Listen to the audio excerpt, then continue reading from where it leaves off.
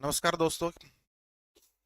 आप सभी का फिर से स्वागत है। तो शुरू करते हैं आज हम लोग जो है बायोलॉजी सब्जेक्ट के बारे में। मेरा नाम अजीत फोगाट है और आपको मैं टीच करूंगा बायोलॉजी के बारे में, यानी कि जीव विज्ञान के बारे में। तो चलिए स्टार्ट करते हैं बच्चों, हम लोग बायोलॉजी के बारे में। यहाँ पर शुरुआत से देखिए ध्यान से आप बच्चे। बायोलॉजी जो सब्जेक्ट है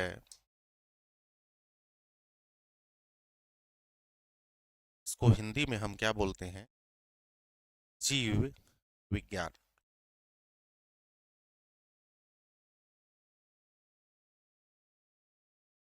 ठीक है बच्चे। और जीव विज्ञान के बारे में बात करूं मैं यहाँ पर, यानी कि बायोलॉजी सब्जेक्ट के बारे में बात करूं मैं, तो बायो एक साइंस का सब्जेक्ट है। यानी कि बायोलॉजी एक साइंस का एक पार्ट है, उसका एक विषय है। और साइंस जो है सब्जेक्ट है, ये टोटली इसकी जो लैंग्वेज है वो हमने कहाँ से लिया है? लैटिन से लिया गया है।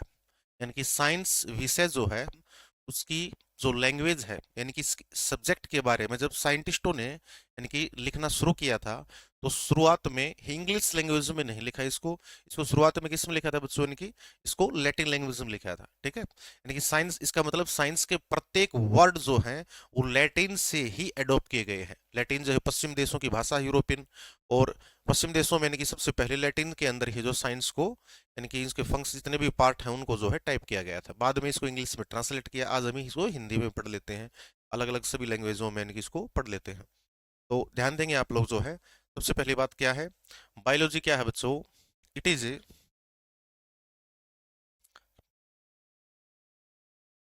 मैं लिख सकता हूँ एक लाइन में, definition of biology.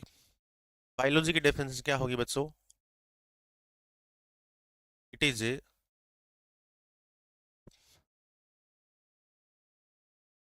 Part of A science, is part of science and deal with A deal with a living organism, deal with living organism. यानी कि हिंदी में इसको हम बोल सकते हैं साथ में क्या? जीव विज्ञान। विज्ञान की वह शाखा है जिसमें सजीवों के बारे में अध्ययन किया जाता है। ठीक है, कि बोल सकते हैं हम लोग जिसमें जीवधारियों का अध्ययन किया जाता है। ठीक है। हाँ, तो यहाँ पर मैं लिख देता हूँ साथ साथ में जो है, जीव विज्ञान यह विज्ञान की वह शाखा है, जीव विज्ञान विज्ञान की वह शाखा जिसमें जीवधारी या सजीवों का अध्ययन किया जाता है। यह विज्ञान की वह शाखा है जिसमें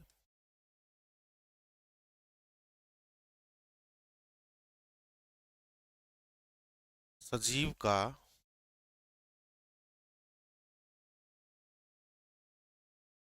अध्ययन किया जाता है।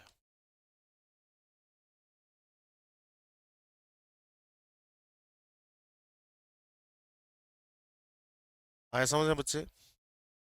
अब देखिए, अब जो बायोलॉजी विषय है, जो सब्जेक्ट है, ये किसकी ब्रांच है? मैंने आपको बताया अभी मैंने किसकी ब्रांच है, ये साइंस की ब्रांच है। ठीक है, तो यहाँ लिख देता हूं मैं साइंस, यानी कि विज्ञान की एक शाखा है। और अब साइंस जो है सब्जेक्ट कहाँ से आया? तो साइंस सब्जेक्ट जो है यह लैटिन वर्ड, लैटिन साइंस जो है यह Latin word, Latin word scientia से आया है। इससे आया है बच्चे, साइंटिया से। और साइंटिया क्या है? साइंटिया एक लैटिन वर्ड है, राइट? ठीक है। और बात की जाए इसके बारे में, साइंटिया के बारे में, तो साइंटिया का मतलब, अगर इसको इंग्लिश में ट्रांसलेट करें तो क्या होता है? इसका मतलब है टू नो, यानी कि जानना। ठीक है, यानी क्या बताया मैंने? बायोलॉजी किसका पार्ट है? साइंस का पार्ट है। और साइंस जो है वो लैटिन के किस शब्द से लिया गया है? ठीक है बच्चे, क्या बताया मैंने, साइंस के यानी कि किस शब्द से लिया गया है, तो ये लैटिन शब्द साइंटिया से लिया गया है। ठीक है, इसको मैं इनके यहाँ पर सर्कल कर देता हूँ मैं साथ साथ में जो है। और साइंटिया को अगर इंग्लिश में ट्रांसलेट करें, यानी कि साइंस तो साइंटिया से लिया गया है, साइंस को साइंटिया को इंग्लिश में ट्रांसलेट करें, इसका मतलब होता है टू नो। इसका मतलब क्या होता है, टू नो। टू नो का मतलब क्या है, यानी कि जानना, इस विषय के बारे में जानना। इसका मतलब मैं क्या बोल सकता हूं, इसका मतलब है मैं ये कह सकता हूं कि यानी कि विज्ञान क्या है, विज्ञान किसी भी वस्तु के बारे में देखना, उसको ऑब्जर्व करना और उसके बारे में जानना।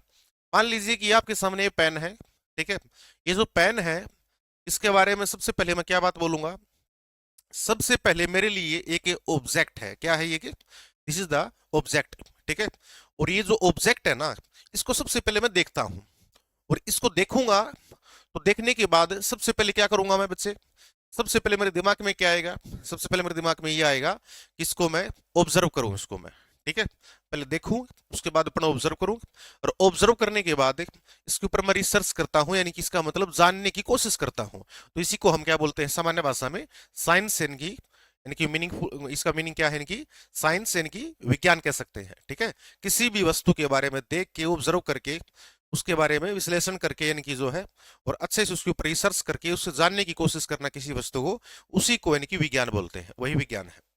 चलिए, अब यही साइंस डे कब मनाया जाता है, बात करूं मैं यहां पर मैं, तो ध्यान देंगे आप लोग, साइंस डे 28 फेब को बनाया जाता है, 28 फेब को। ठीक है, यानी कि साइंस डे बनाया जाता है 28 फरवरी को बनाया जाता है बच्चे। और 28 फरवरी जो है, बात की जाए, ये दिन कौन सा है, यानी कि ये दिन जो है क्या कोई विशेष दिन था, तभी यानी कि ये साइंस डे के रूप में मनाया जाता होगा, सिंपल सी बात है। ठीक है, तो ये बिल्कुल सही बात है ये, क्यों, क्योंकि इस 28 फेब जो है, इस दिन डॉक्टर सीवी रमन, इंडिया के महान साइंटिस्ट है, आपको बता दूंगा यहाँ पर बात, एक बात मैं आपको बोलना चाहता हूँ यहाँ पर मैं, यानी कि भारत के महान वैज्ञानिक जो थे, ग्रेट साइंटिस्ट थे, कौन, डॉक्टर सीवी रमन, उन्होंने 28 फेब 1930 में, यानी कि सॉरी 1928 में क्या दिया था, रमन इफेक्ट दिया था, नहीं बताओ तो क्या दिया था, रमन इफेक्ट। और उसी काम के लिए उनको 1930 का नोबेल प्राइज दिया गया, क्या दिया गया उनको, नोबेल प्राइज दिया गया। तो ध्यान देंगे आप लोग, इंडिया में साइंस डे 28 फेब को इसलिए बनाया जाता है क्योंकि 28 फेब 1928 को डॉक्टर सीवी रमन ने रमन इफेक्ट दिया था। क्या दिया था, रमन इफेक्ट। रमन इफेक्ट का मतलब है रमन प्रभाव।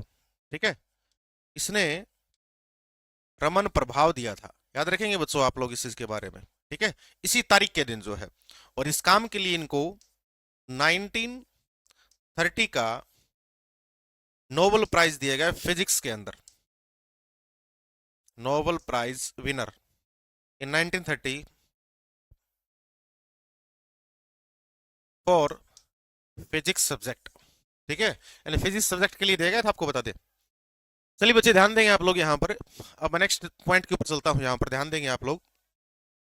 अब देखिए, जैसे कि साइंस डे हम 28 फेब को बनाते हैं, ऐसे ही यानी कि बायोलॉजी से रिलेटिव है डॉक्टर डे। तो डॉक्टर डे कब मनाया जाता है, तो डॉक्टर डे जो है, डॉक्टर डे, चिकित्सक दिवस, चिकित्सक दिवस बनाते हैं हम लोग 1 जुलाई को। कब बनाते हैं, 1 जुलाई। और 1 जुलाई के दिन ऐसा क्या है, तो 1 जुलाई के दिन जो है डॉक्टर विधान चंद्र, डॉक्टर विधान चंद्रा, महान चिकित्सक थे और पश्चिम बंगाल के पूर्व मुख्यमंत्री। ठीक है, ध्यान देंगे आप लोग, जो है कौन है, डॉक्टर डे 1 जुलाई को डॉक्टर विधान चंद्र के जन्मदिन के ऊपर मनाया जाता है, जो कि यानी कि भारत में बहुत ही फेमस डॉक्टर भी थे, चिकित्सक, और साथ में पश्चिम बंगाल के पूर्व मुख्यमंत्री भी रह चुके हैं बच्चों, नहीं पता होता आपको। ठीक है, हाँ, इन्हीं का जन्मदिन भारत में चिकित्सक दिवस के रूप में मनाया जाता है, डॉक्टर डे के रूप में। तो ये बातें यानी आपको कवर हो गई होंगी सारी कंप्लीट। हम नेक्स्ट पेज ले लेते हैं, साथ में साथ साथ जो है, एक बार स्क्रीनशॉट लेना हो तो आपको, आप साथ में ले सकते हैं। ठीक है, चलिए, तो अब नेक्स्ट पॉइंट के ऊपर चलते हैं। नेक्स्ट पेज हम ऐड कर लेते हैं इसमें।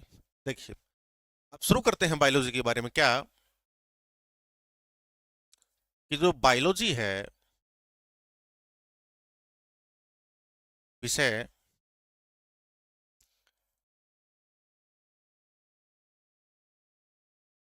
तो बायोलॉजी विषय है, एक बायोलॉजी से जो सब्जेक्ट है, इसको सिंपल सी बात है, अगर साइंस लैटिन वर्ड से लिया गया है तो बायोलॉजी का वर्ड भी लैटिन से एडोप्ट किया गया होगा। बिल्कुल सही बात है, ठीक है। तो biology subject Latin word bios plus logos, इन दो वर्ड से मिलके बना है, ठीक है। हाँ, यानी कि बायोलॉजी सब्जेक्ट जो है, या कह सकता हूं मैं यहां पर, मैं बायोलॉजी वर्ड जो है, ये लैटिन के दो वर्ड बायोस एंड लोगोस, इन दोनों से मिलके बनाया गया है। और लैटिन को अगर ट्रांसलेट करें इंग्लिश के अंदर तो इसका मतलब क्या है? बायोस का मतलब है लाइफ, एंड लोगोस का मतलब है टू स्टडी। टू स्टडी, इसका मतलब क्या बोल सकते हैं हम लोग? यानी कि स्टडी ऑफ लाइफ किस में किया जाता है? बायोलॉजी के अंदर, ठीक है। सिंपल सी बात है, बायोलॉजी में यानी कि स्टडी ऑफ लिविंग ही की जाएगी, स्टडी ऑफ लाइफ ही की जाएगी, जीवन के बारे में ही बताया जाएगा, ठीक है। हाँ, तो स्टडी ऑफ लाइफ किस में करेंगे हम लोग? बायोलॉजी के अंदर। लाइफ का मतलब है कि जीवन, और यहाँ पर स्टडी, टू स्टडी का मतलब है अध्ययन, यानी कि इसमें हम लोग जीवन का अध्ययन करते हैं, राइट, ठीक है। चलिए, अब देखिए बच्चों, हम नेक्स्ट पॉइंट के ऊपर चलते हैं। अब बायोलॉजी के फादर कौन थे? यानी कि फादर ऑफ बायोलॉजी किसे बोलते हैं? तो फादर ऑफ बायोलॉजी जो है, ये एरिस्टोटल थे। फादर ऑफ बायोलॉजी कौन थे? एरिस्टोटल। फादर ऑफ बायोलॉजी कहा जाता है एरिस्टोटल को।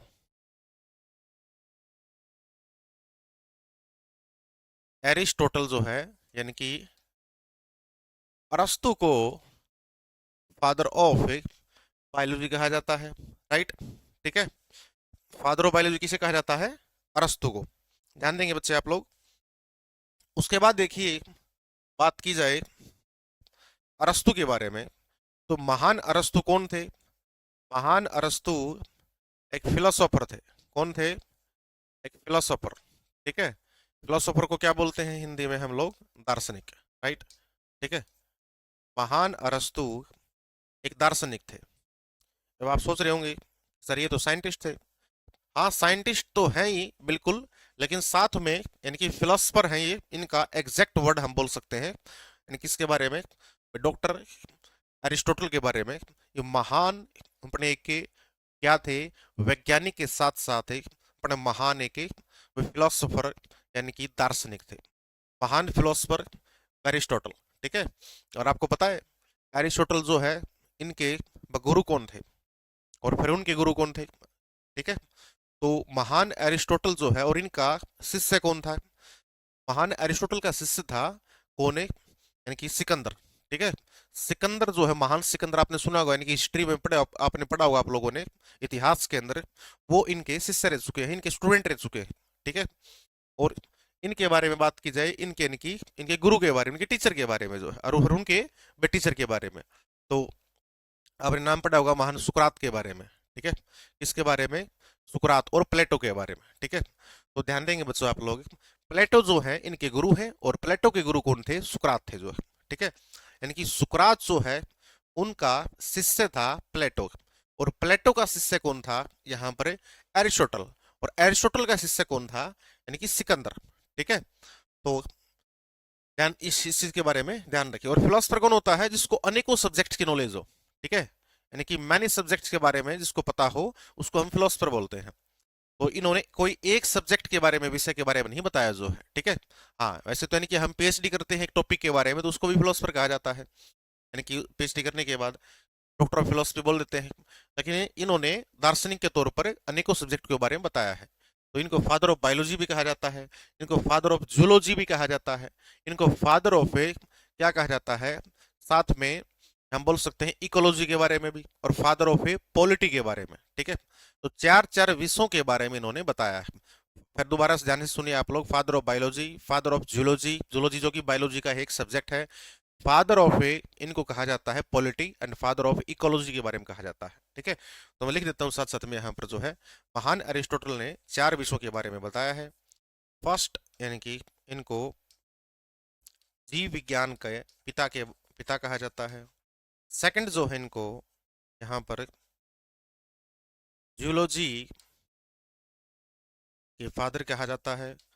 थर्ड इनको फादर ऑफ ए पॉलिटी कहा जाता है। ये पॉलिटी इन्होंने बुक लिखी थी, पुस्तक लिखी थी, द पॉलिटिक्स के बारे में जो है, पॉलिटिक्स बुक इन्होंने लिखी थी। और इनको father of A ecology, ecology environment से रिलेटिव। ठीक है, तो इकोसिस्टम के बारे में भी काफी बताया इन्होंने जो है, तो काफी यानी कि एक मैं बोल सकता हूँ कि योग्य व्यक्ति थे। ठीक है, हाँ। चलिए बच्चे, अब ध्यान देंगे हम लोग नेक्स्ट पॉइंट के ऊपर पढ़ते हैं। चलिए बच्चे, उसके बाद में यहाँ पर मैं शुरू करता हूँ।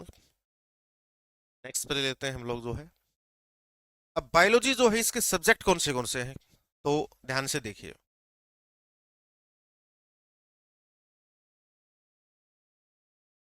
बायोलॉजी के बात की जाए तो इसको दो सब्जेक्ट में डिवाइड किया जाता है।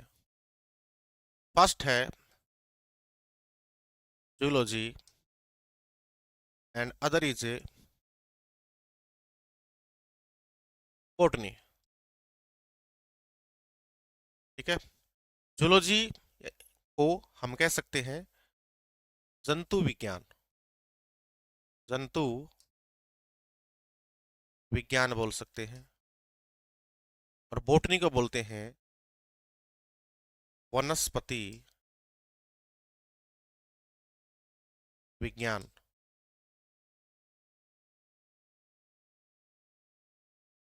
ठीक है, हाँ जी। चलिए, जूलॉजी में किसका अध्ययन किया जाता है, तो इसमें अध्ययन किया जाता है स्टडी ऑफ एनिमल्स के बारे में।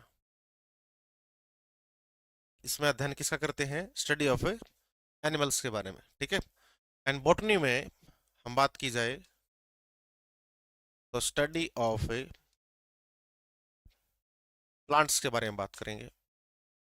स्टडी ऑफ प्लांट्स के बारे में हम बात करते हैं। ठीक है, अब देखिए बच्चे, अब मैं बात करूं मैं जूलॉजी एंड बॉटनी के बारे में, तो इन्हीं के बारे में हम आपको टीच करेंगे कंप्लीट जो है। ठीक है, क्योंकि बायोलॉजी के दो ही पार्ट यानी कि जो मेन पार्ट है वो दो ही है, जूलॉजी एंड बॉटनी।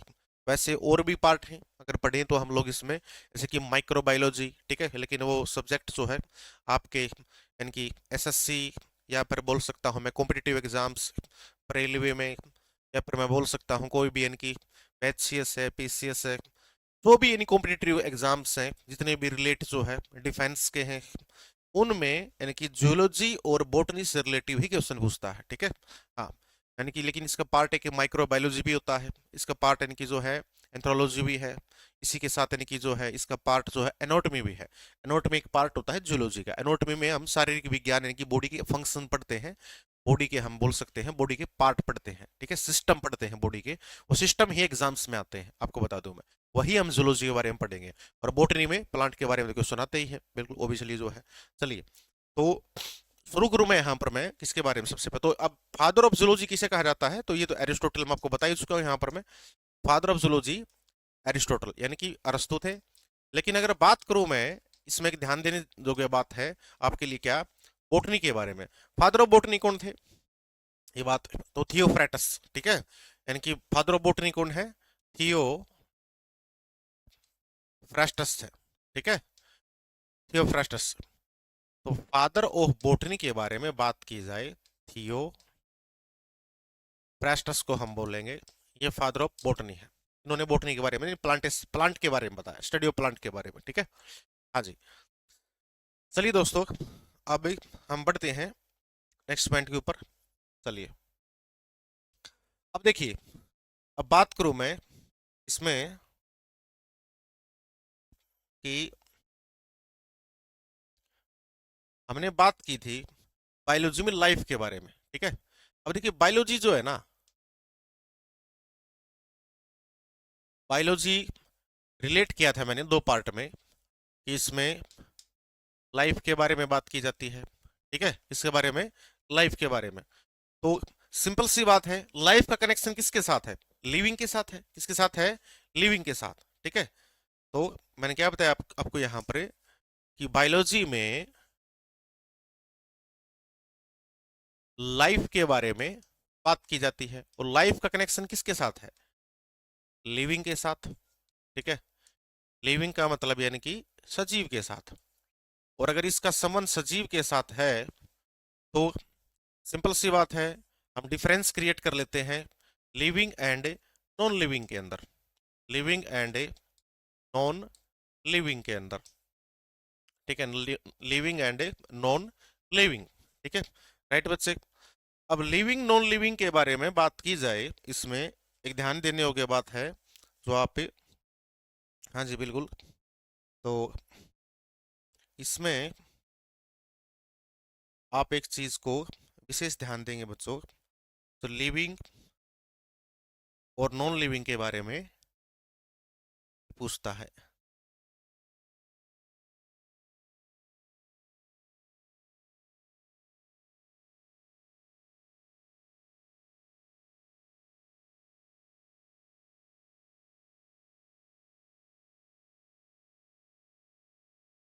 हाँ तो देखिए बच्चे, तो लिविंग क्या है बच्चे? लिविंग में क्या होगा?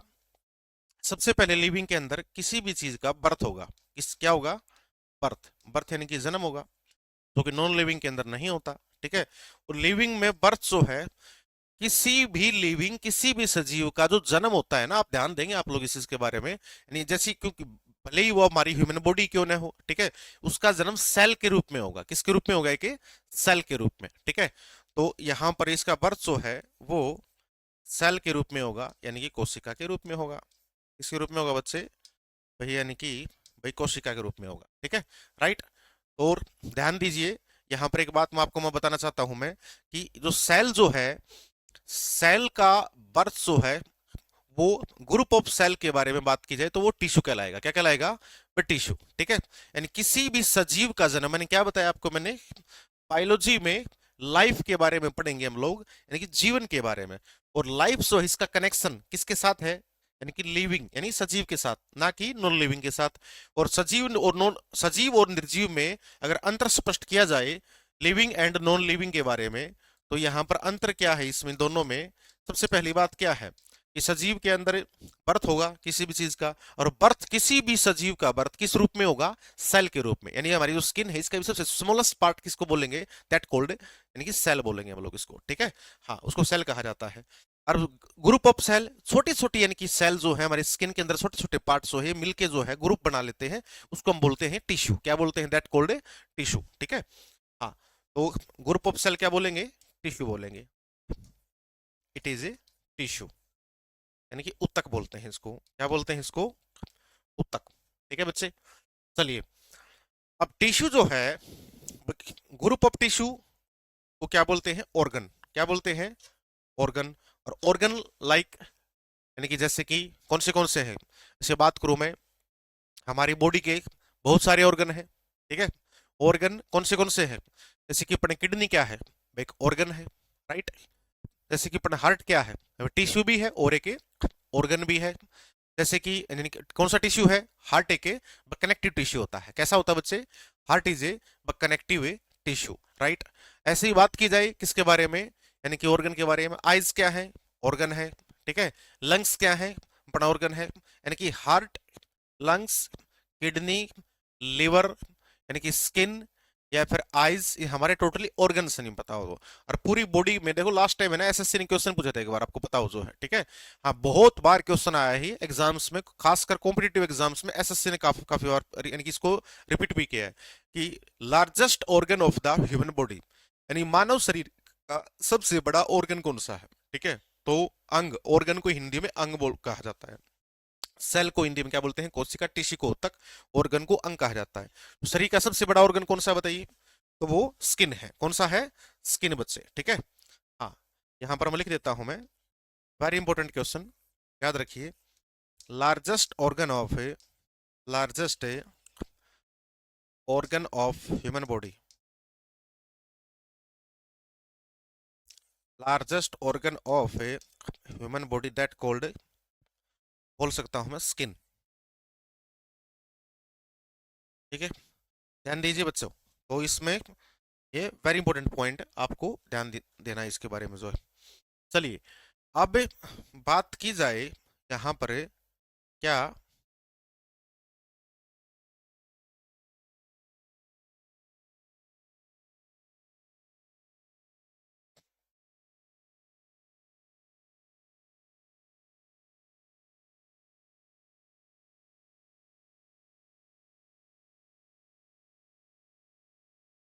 यानी ऑर्गन के बारे में जो है, तो ग्रुप ऑफ ऑर्गन किसे कहा जाता है? तो ग्रुप ऑफ ऑर्गन हम बोलते हैं किसको? इसको ऊपर ले लेते हैं हम लोग एक बार, एक सेकंड।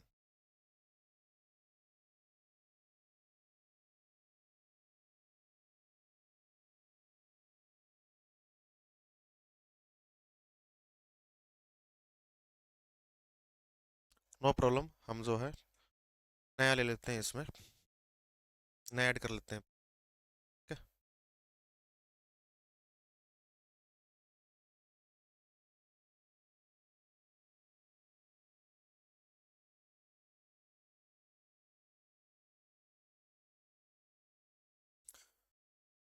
ग्रुप ऑफ ऑर्गन किसे बोलेंगे?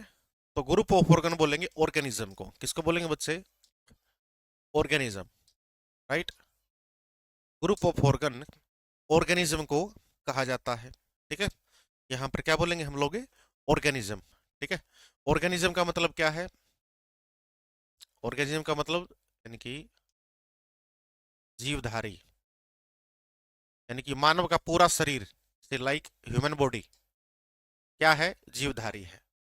ह्यूमन बॉडी वो क्या है कि ऑर्गेनिज्म है। ठीक है, अब देखिए बच्चे, ये तो मैंने यानी कि पार्ट बताए हैं। ठीक है, कि लिविंग सबसे पहले यानी कि इसका बर्थ होगा, उसके बाद बर्थ किस रूप में होगा? सेल यानी कि कोशिका के रूप में। कोई भी सजीव सबसे पहले सेल के रूप में ही ग्रो करेगा, नहीं पता हो तो। अब सेल ग्रो करेगी कैसे? तो फूड खाएगी। ठीक है, यानी कि सेल को ग्रो करने के लिए क्या चाहिए? सबसे पहले फूड चाहिए। फूड खाएगी तो ग्रो करती है। ठीक है, और फूड जो है डाइजेस्ट करेगी तो डाइजेस्टिव सिस्टम आ जाएगा टॉपिक। ठीक है, उसके बाद डाइजेस्ट होने के बाद इसको क्या मिलेगी? एनर्जी मिलेगी। क्या मिलेगी इसको बच्चे? एनर्जी, यानी कि ऊर्जा मिलती है। तो सभी सजीवों को, सभी लिविंग को जो एनर्जी मिलती है वो एटीपी के रूप में मिलती है। एटीपी बोले तो एडिनोसाइन ट्राइफॉस्फेट। ठीक है, एडिनोसाइन ट्राइफॉस्फेट, यानी किसी भी सजीव को एनर्जी मिलती है वो एटीपी के रूप में मिलती है। ठीक है, आप लोग जो कार्बोहाइड्रेट खाते हैं, आप लोग जो विटामिन, प्रोटीन, कार्बोहाइड्रेट, फैट, ठीक है, फाइबर, मिनरल्स, वाटर, ये यानी कि 7 कंपोनेंट ऑफ फूड कहते हैं इनको। हम लोग क्या बोलते हैं? इनको 7 कंपोनेंट ऑफ ए फूड कहा जाता है। यानी भोजन के हमारे 7 अवयव हैं। इसमें सबसे पहला कौन सा? विटामिन, यानी विटामिन बोल सकते हैं हम लोग उसको। ठीक है, सेकंड कौन सा है? प्रोटीन। थर्ड कौन सा है? कार्बोहाइड्रेट। नंबर 4 पे क्या है? फैट। फैट यानी कि वसा, जैसे कि यानी कि घी है, ऑयल है, यानी कि फैट में इंक्लूड करेंगे। उसके बाद हम बात करते हैं किसके बारे में जो है, यानी फैट के बाद जो है किसका स्टेप आएगा जो है? फाइबर का। फाइबर यानी कि फ्रूट वगैरह में होता है। ठीक है, फ्रूट है, यानी कि वेजिटेबल्स हैं, इनमें यानी कि फाइबर मिलता है हमारे को। और फाइबर के अलावा क्या है? मिनरल्स। क्या है? मिनरल्स। मिनरल्स जैसे कि पोटेशियम है, जैसे कि कैल्शियम है, जैसे कि आयरन है। ठीक है, तो यानी कि ये सभी के सभी जो हमारे क्या होते हैं? सोडियम है। ये तो यानी कि बोल सकते हैं हम लोग जो टोटली जो है ये सारे के सारे एलिमेंट्स होते हैं। तो इनको एलिमेंट्स को ही हम लोग क्या बोलेंगे? मिनरल्स कह देते हैं। और जैसे कि आयोडीन है, ठीक है, हमारी बॉडी में कुछ न कुछ क्वांटिटी में इनकी पाए जाते हैं, और स्किन की अगर डेफिशिएंसी हो जाए तो भी यानी कि डिजीज हो जाता है, नहीं पता हो तो। ठीक है, और इनकी एक्सेस भी नहीं होनी चाहिए, और इनका लेवल जो है क्या नहीं होना चाहिए, यानी कि डिक्रीज भी नहीं होना चाहिए, नहीं पता हो तो। इस चीज को ध्यान रखें बायोलॉजी के अंदर आप लोग जो है, या डॉक्टर लाइन के अंदर भी जो है, यानी कि बॉडी में प्रत्येक चीज की क्वांटिटी, से वो ग्लूकोज है, से वो एलिमेंट्स है, कंपाउंड है, या फिर मैं कह सकता हूं अपने इसमें एलिमेंट, या बोले तो मिनरल्स भी कह सकते हैं, या फिर कंपाउंड जो है, कुछ भी हो वो बॉडी में बैलेंस ही होना चाहिए, क्वांटिटी उसकी बैलेंस होनी चाहिए। जैसे कि आयरन है, आयरन बॉडी में 0.004% होना चाहिए, ठीक है। तो यानी कि उसकी क्वांटिटी नहीं फिक्स होती, नहीं पता। जैसे हीमोग्लोबिन है, हीमोग्लोबिन हमारी बॉडी में यानी कि मेल पर्सन के अंदर तो 12 से 16 ग्राम, ठीक है, और फीमेल पर्सन के अंदर जो है यानी कि 10 से 14 ग्राम के बीच में होना चाहिए, राइट, ठीक है। अगर इसकी क्वांटिटी एक्सेस हो जाएगी तो भी क्या है, प्रॉब्लम है, बीपी हाई हो जाएगा, ठीक है। वैसी क्वांटिटी अगर लेस हो जाती है तो उसमें क्या हो जाएगा, यानी कि बीपी लो हो जाएगा, नहीं बताओ तो, ठीक है। तो वो भी एक प्रॉब्लम है, यानी कि बोल सकते हैं कि ब्लड आयरन की ज्यादा है या कम है तो उसमें भी यानी कि प्रॉब्लम, आयरन ज्यादा हो जाएगा तो उसमें क्या है, उसमें भी डिजीज हो जाता है। आपको बता देते हैं यहाँ पर जो है यानी कि डिजीज होता है आयरन के यानी कि एक्सेस क्वांटिटी होने के थे। और आयरन अगर डिक्रीज हो जाता है तो उससे भी के क्या होता है, डिजीज हो जाता है, यानी कि एनीमिया, क्या हो जाता है, भी एनीमिया हो जाता है, नहीं पता हो तो, राइट, ठीक है। तो ना तो किसी चीज की क्वांटिटी ह्यूमन बॉडी के अंदर एक्सेस होनी चाहिए, पर ना उसकी क्वांटिटी यानी कम यानी कि डिक्रीज होनी चाहिए।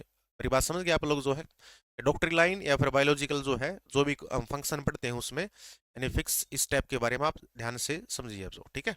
चलिए, तो अब क्या बताया मैंने, तो लिविंग में सबसे पहले किस चीज की बर्थ होगी, बर्थ किसके रूप में होगी, सेल के रूप में। और सेल जो है ग्रुप ऑफ सेल क्या होगा, टिश्यू, ठीक है। और टिश्यू के बाद ग्रुप ऑफ टिश्यू क्या कहलाएगा, ऑर्गन। ऑर्गन एग्जांपल कौन से मैंने आपको बता दिया, लीवर, किडनी, लंग्स, स्किन, ये सारे ऑर्गन्स हमारे। और पूरी ह्यूमन बॉडी हमारी ऑर्गन से ही बनी है, नहीं पता हो तो, ठीक है। बोन भी क्या है, हड्डियां भी बड़ा ऑर्गन है, आइज भी क्या है, ऑर्गन है, ब्रेन भी क्या है, ऑर्गन है। टोटली यानी कि पूरी ह्यूमन बॉडी में हमारे जो है यानी बोल सकता हूं मैं यहाँ पर छोटे छोटे जो है भाई, छोटे छोटे ऑर्गन्स जो है भाई मिलके ही जो है छोटे छोटे ऑर्गन पूरी ह्यूमन बॉडी को हमने यानी कि इसको बन के बना रखा है, नहीं बताओ तो, ठीक है। हाँ, यानी कि यहाँ पर हमारी यहाँ से स्टार्ट हो जाओ आप लोग जो है और पूरी बॉडी में नीचे तक जाओगे जो है तो पूरी कंप्लीट ह्यूमन बॉडी में यानी ऑर्गन्स लगे हुए हैं। और ये सारे ऑर्गन्स, ये सभी ऑर्गन्स मिलके पूरी ह्यूमन बॉडी बना देते हैं, हमारी पूरी क्या बना देते हैं, ये ह्यूमन बॉडी बना देते हैं। और इसी ह्यूमन बॉडी को क्या बोलते हैं, ग्रुप ऑफ ऑर्गन मिलके क्या बनाएगा, ऑर्गेनिज्म। एग्जांपल ह्यूमन बॉडी, ठीक है। अब देखिए, लार्जेस्ट ऑर्गन मैंने आपको बताया दिया, इसमें कौन सा है, स्किन है, क्या है, स्किन। अब सेल के बारे में बात करूं मैं, तो ये सारी चीजें किसमें होती है, लिविंग के अंदर। नॉन लिविंग में सारी चीजें बिल्कुल भी नहीं होती, ठीक है, बिल्कुल भी इसमें भी नहीं पाई जाती।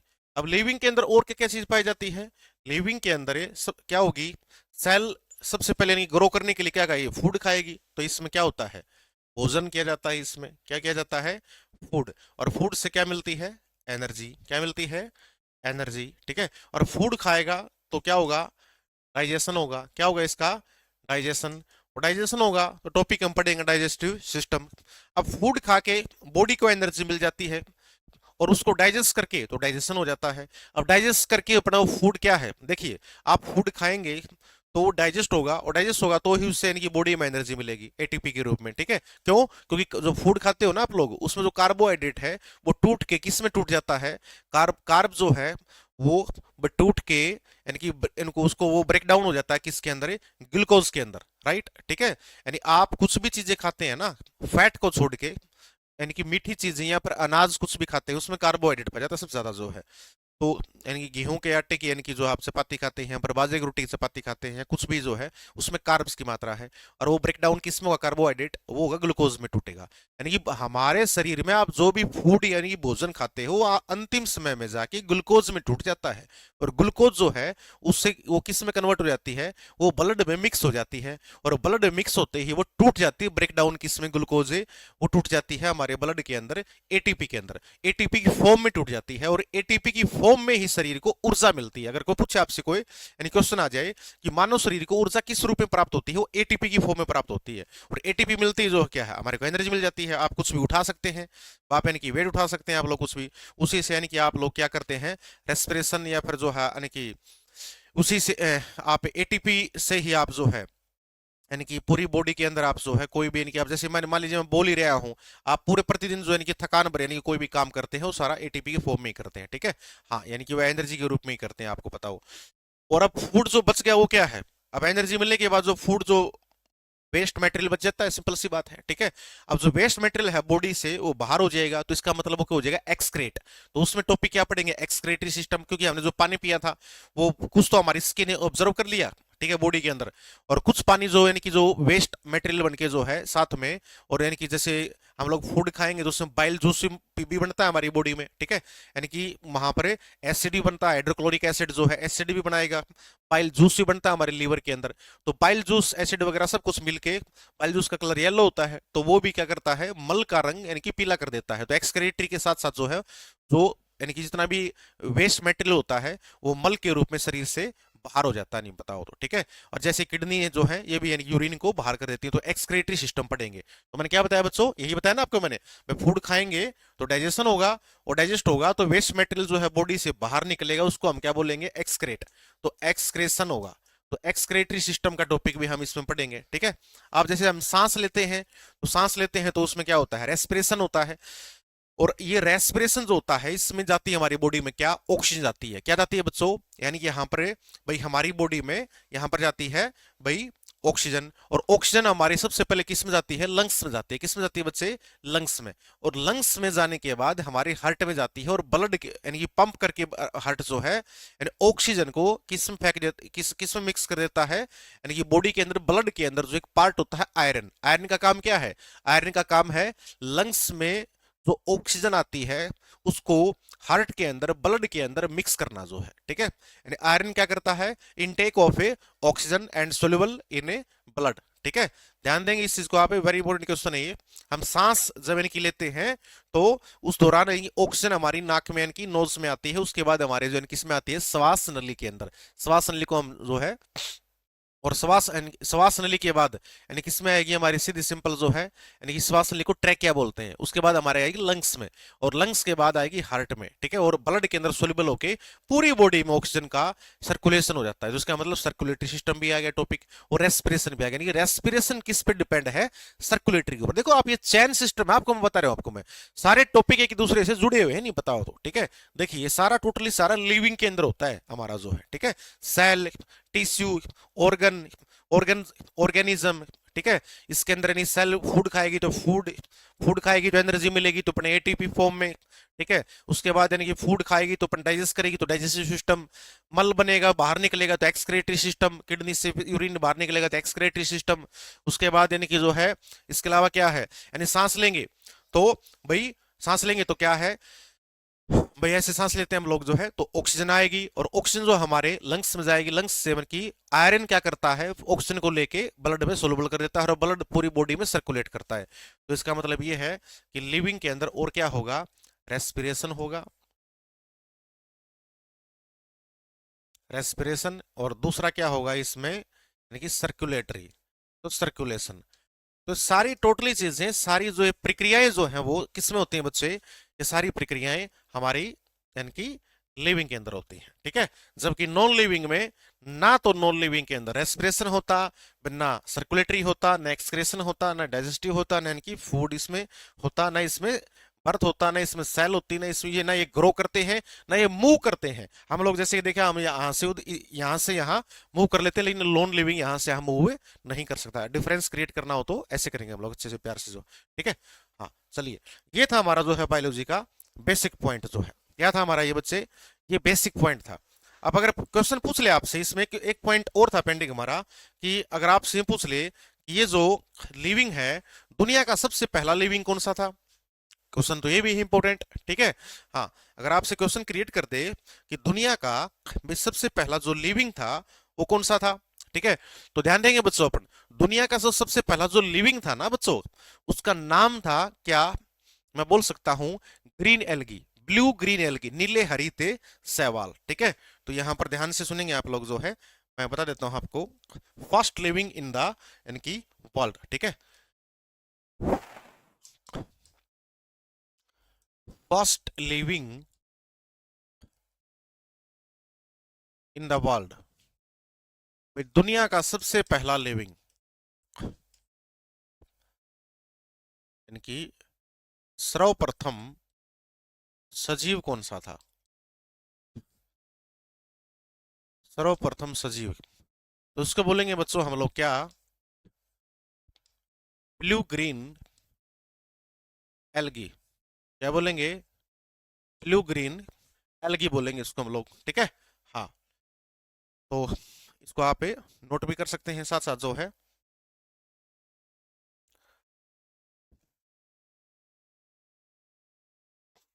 चलिए,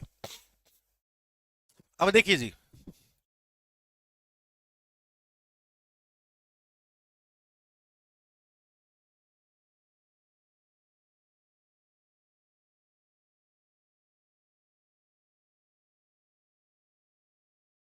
एक बार पानी पी लेता हूँ, नोट कीजिए आप।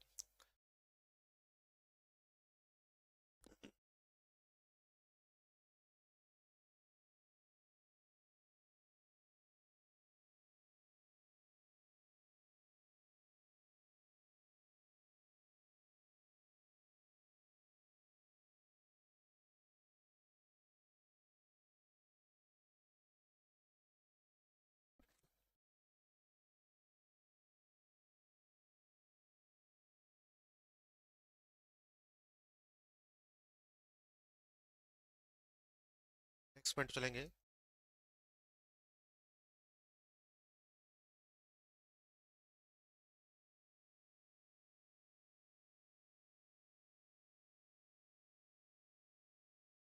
अब बात करेंगे टॉपिक के बारे में। ठीक है, आपको बायोलॉजी में कौन से मैं टॉपिक पढ़ाऊंगा जो है, सभी के बारे में बात की जाएगी। ठीक है, देखिए ध्यान से बच्चे, मैं सभी बायोलॉजी के टॉपिक लिखता हूँ, ये आपकी क्लास में सारे के सारे मैं कंप्लीट बिल्कुल ब्रीफ से पढ़ाऊंगा आपको मैं, और बिल्कुल बेहतरीन एक तरीके से, ये बिल्कुल सामान्य भाषा के अंदर आपको मैं इसको मैं टीच करूंगा साथ में। ठीक है, चलिए बच्चे, ध्यान देंगे आप लोग।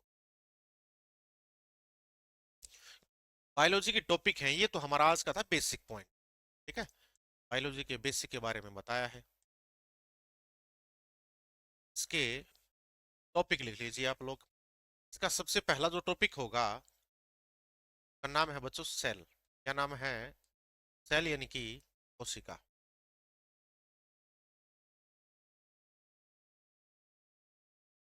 दूसरा टॉपिक है इसमें टिश्यू के ऊतक। ये टिश्यू कौन से होंगे? टिश्यू दो टाइप के होते हैं, एनिमल एंड प्लांट टिश्यू। एक होगा animal tissue, plant tissue. Plant tissue को हम लोग बोटनी में कर लेंगे। ठीक है, तीसरा टॉपिक है इसमें टिश्यू के बाद क्या पढ़ेंगे बच्चों, यहाँ पर हम पढ़ेंगे यानी कि ऑर्गन के बारे में। ऑर्गन कौन से होंगे, सिस्टम पढ़ेंगे सारे के सारे। जैसे कि इसमें नंबर 3 पर आ जाएगा हमारा सर्कुलेटरी सिस्टम। नंबर 3 पर क्या आ जाएगा बच्चों? ये सर्कुलेटरी सिस्टम आ जाएगा। इसको हिंदी में क्या कहा जाता है?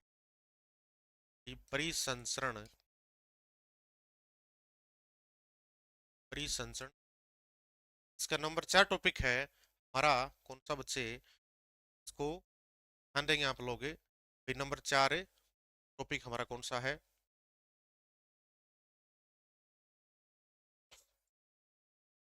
सर्कुलेटरी के बाद मैं बात करूंगा डाइजेस्टिव सिस्टम के बारे में। डाइजेस्टिव सिस्टम यानी कि पाचन तंत्र।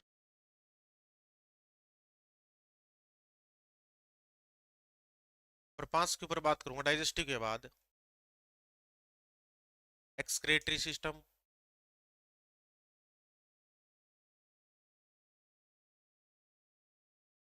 एक्सक्रेटरी सिस्टम यानी कि उत्सर्जन तंत्र। नंबर 6 पॉइंट के ऊपर हम बात करेंगे किसके बारे में, यहाँ पर मैं बात करूंगा एक्सक्रेटरी के बाद रेस्पिरेटरी सिस्टम।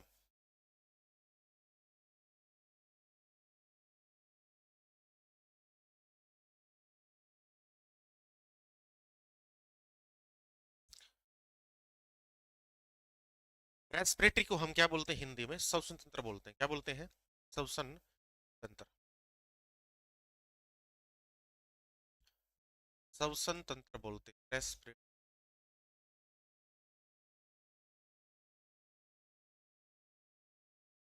श्वसन तंत्र। ठीक है,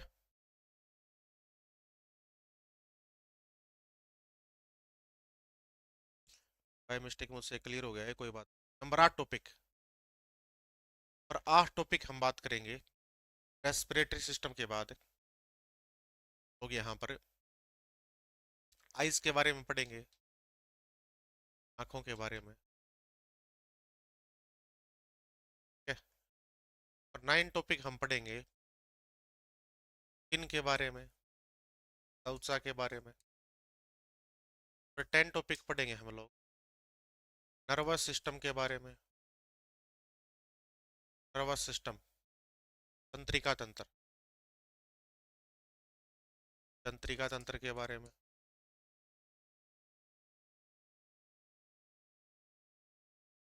और 11 टॉपिक हम पढ़ेंगे इसके बारे में, डिजीज के बारे में, डिजीज, ठीक है।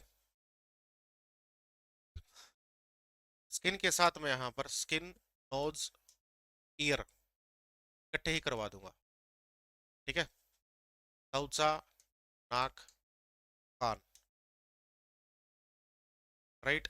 इनको सेंसरी ऑर्गन्स बोलते हैं तीनों को, ठीक है। यानी कि नाक, आंख और क्या है, त्वचा। तो इनको हम क्या बोलते हैं, वैसे तो इनकी जीभ भी इनकी सेंसरी में आता है, लेकिन जीभ का टॉपिक इनकी जो टंग है ना, या जीभ के बारे में टॉपिक आ जाएगा हमारा डाइजेस्टिव सिस्टम के बारे में, फूड खाएंगे वहां पर टंग के बारे में, इनकी टीथ और जीभ के बारे में सारा हम कंप्लीट वहीं पर डिटेल से बता देंगे, ठीक है। हाँ चलिए, जीभ और टीथ के बारे में, डाइजेस्टिव सिस्टम के बारे में बता देंगे। डाइजेस्टिव सिस्टम जब स्टार्ट करेंगे ना टॉपिक, उसी में यानी कि मैं आपको ब्रीफ से करवा दूँ। नेक्स्ट पॉइंट के ऊपर डिजीज, यानी कि डिजीज यानी कि रोग के बारे में। डिजीज इसमें कौन से होंगे हमारे, वायरस, वायरस के डिजीज होंगे, बैक्टीरिया के डिजीज होंगे, फंगस के डिजीज होंगे, प्रोटोजोअल डिजीज होंगे, राइट, ठीक है। हाँ, इसमें इन्फेक्शस एंड नॉन इन्फेक्शस दोनों डिजीज होंगे, ध्यान देंगे आप लोग। उसके बाद 12 नंबर टॉपिक इसमें क्या होगा,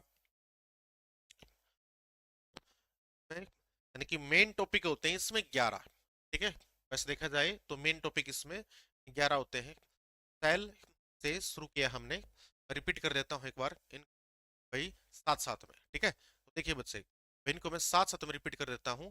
फर्स्ट टॉपिक है हमारा किसका, सेल का है, किसका है, सेल। सेकंड टॉपिक हमारा किसका है, यानी कि टिश्यू का। तो यानी कि सेल, टिश्यू, टिश्यू के बाद हमारा क्या आएगा इसमें, यानी कि थर्ड पॉइंट के ऊपर सर्कुलेटरी, सर्कुलेटरी के बाद हम के बारे में बात करेंगे भाई इसमें एक्सरे, यानी कि सॉरी डाइजेस्टिव के बारे में। डाइजेस्टिव के बाद किसके बारे में बात करेंगे, एक्सक्रेटरी, उसके बाद रेस्पिरेटरी, ठीक है। एक्सक्रेटरी रेस्पिरेटरी के बाद किसके बारे में बात करेंगे हम लोग जो है, इसमें टॉपिक नंबर 12 आएगा हमारा स्केलेटन का, ठीक है। हाँ, फिर आईज, स्किन, नर्वस सिस्टम के बाद डिजीज, स्केलेटन, स्केलेटन, कंकाल तंत्र के बारे में, काल तंत्र। 13 नंबर टॉपिक हम किसके बारे में बात करेंगे, ग्लैंड्स के बारे में, ग्लैंड्स यानी कि ग्रंथि। 14 नंबर टॉपिक हम इसके बारे में किसके बारे में बात करेंगे, ग्लैंड के बाद न्यूट्रिशन, न्यूट्रिशन क्या में प्रोटीन भी तो पढ़ेंगे ना हम लोग, न्यूट्रिशन, राइट। तो कितने टॉपिक टोटल हमारे टॉपिक्स हैं 14। 14 टॉपिक्स जो है हम लोग इसमें डिटेल से पढ़ेंगे, राइट, ठीक है। इनको बिल्कुल अच्छे से, बिल्कुल ब्रीफ से मैं आपको बायोलॉजी बेहतरीन तरीके से करवाऊंगा, एक एक टॉपिक स्टेप बाय स्टेप जो है। अब ये थे जूलॉजी के टॉपिक। अब बात आती है किसके, बोटनी के टॉपिक के बारे में। किसके बारे में बात आती है, बोटनी के टॉपिक के बारे में। तो देखिए बच्चे, भाई बोटनी के टॉपिक हम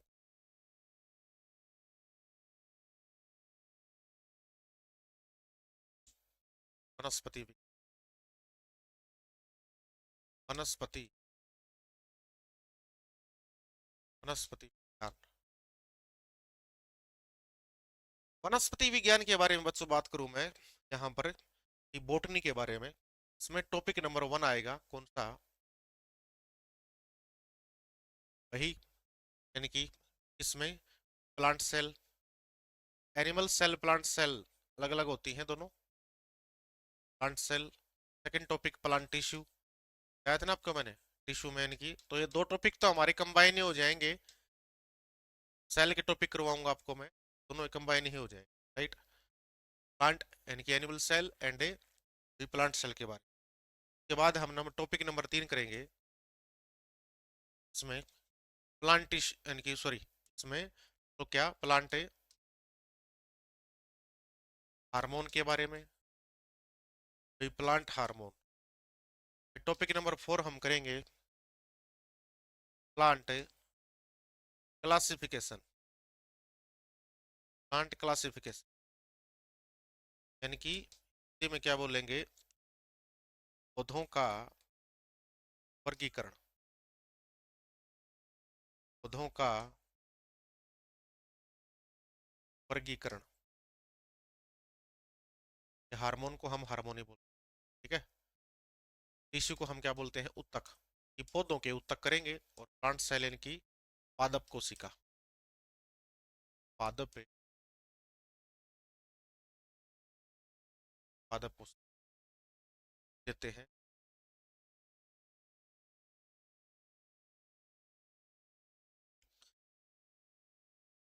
पादप हार,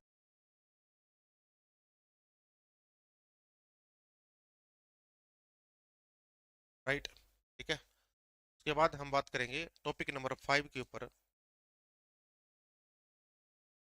प्लांट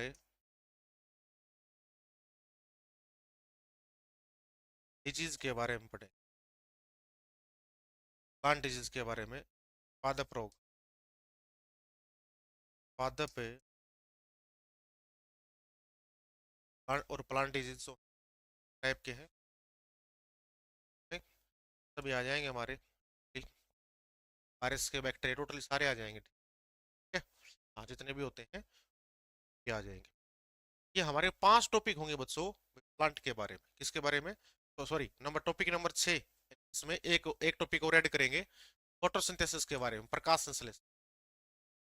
फोटोसिंथेसिस, ठीक है। फोटोसिंथेसिस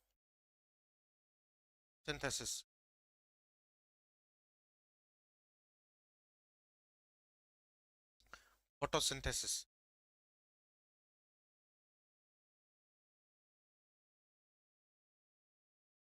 यानी कि प्रकाश संश्लेषण,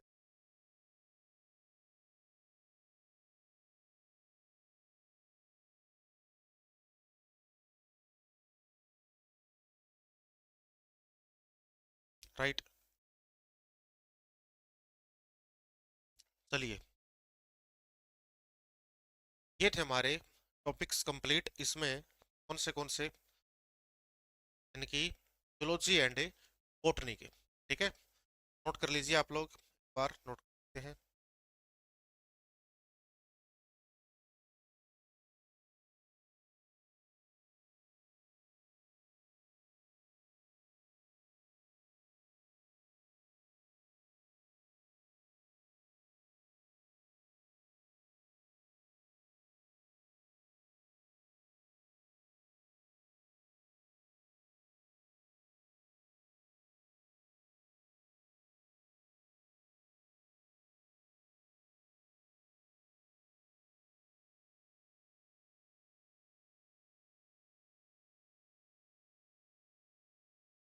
नेक्स्ट पॉइंट में बढ़े।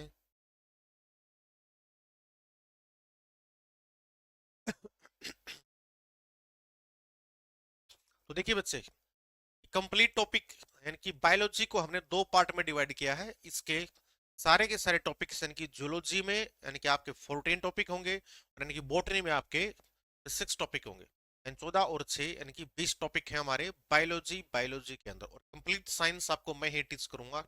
यानी बायोलॉजी के तुरंत बाद हम स्टार्ट करेंगे केमिस्ट्री, एंड केमिस्ट्री के तुरंत बाद शुरू करेंगे हम लोग फिजिक्स के बारे में, ठीक है। यानी कंप्लीट बायोलॉजी, कंप्लीट आपको केमिस्ट्री, एंड कंप्लीट आपको फिजिक्स। आपको कंप्लीट अच्छे से ब्रीफ से आपको मैं एक्सप्लेन करूंगा, बेहतरीन तरीके से आपको पढ़ाऊंगा, ठीक है। हाँ, तो आज की क्लास को हम लोग यहीं पर समाप्त करते हैं। आज के लिए इतना ही था। आप सभी